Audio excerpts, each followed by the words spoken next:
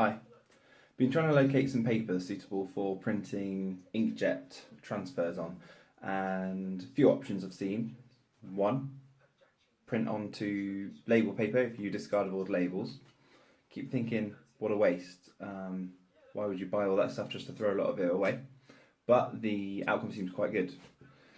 Two, onto paper with a laser printer, and the outcome seems quite good, but if you can be bothered to wipe all the paper off afterwards with water, and it seems quite a messy process, to be honest.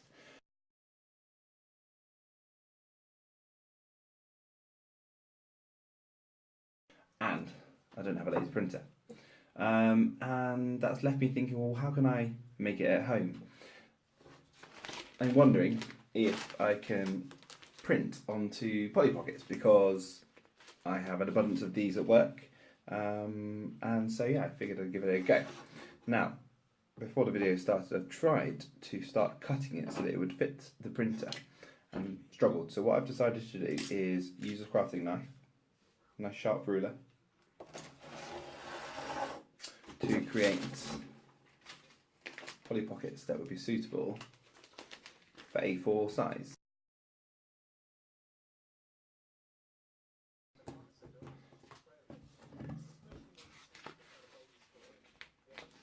Not done this before, might go completely wrong. So we've got our plastic, which I'm hoping resembles that of label paper. Now, the idea being is that if I feed that through my printer and try something onto it, which I've pre-prepared, and that is my Harry Potter reversed picture. I'm hoping it simply will print straight onto it.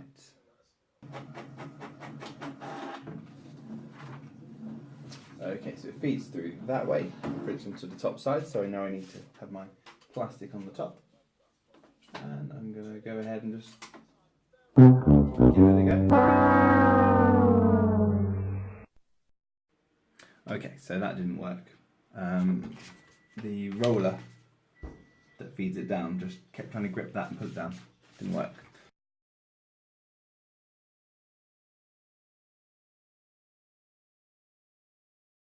So instead, I'm now going to try without the paper. Should have probably tried that first time. See if it works.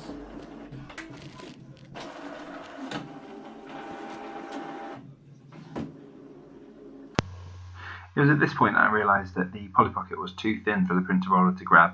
I tried to place a piece of paper in it to give it some extra thickness, and that seemed to work. You win. Perfect.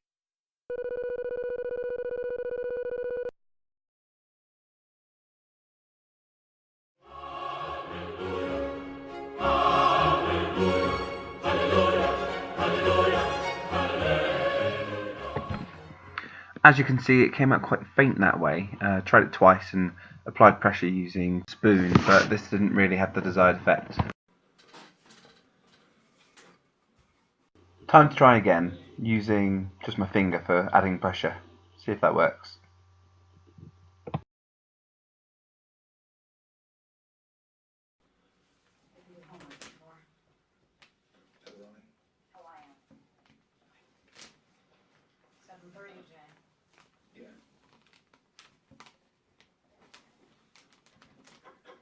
So at this point I'm realising that if you try and print onto OSB wood, I think possibly because of the layers of adhesive between the layers, that the ink doesn't really soak in very well. I'm going to try a different type of wood. So I used the same method as before, placed the paper into a Polly Pocket to help it feed through the printer. Remove this after printing, and then I cut the Polly Pocket in half, so you only have one layer of plastic to apply pressure to.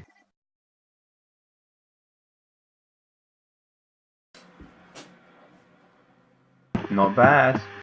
Wow! Over the course of the next half an hour or so, I tried printing an image onto a piece of wood. The image, as requested by my better half, was that of Pears Soaps, an old advert sign. Unfortunately, this didn't come out as well as the text did. My guess is, 1, I didn't apply pressure systematically to the entire image, and 2, the picture itself was not black and white, so the colours didn't come through that strongly. I've seen and read since that if you give the wood a mist of white chalk paint, it will give an effective contrast to see your image and keep the grain. I'll try that in a follow-up video. Hakuna Matata. Hakuna